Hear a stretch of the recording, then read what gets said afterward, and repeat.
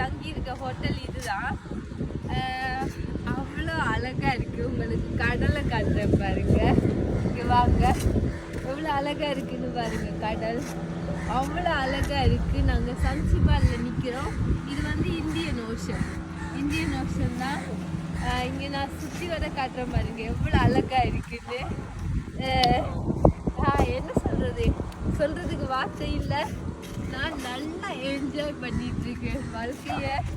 நீங்களும் சான்ஸ் கிடைக்கிறப்ப எல்லாம் என்ஜாய் பண்ணுங்க.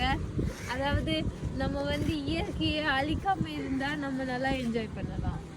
முடிஞ்ச வரையும் நம்ம இயற்கையை அழிக்காம இருப்போம். வாங்க கடல்ல காட்டுறேன்.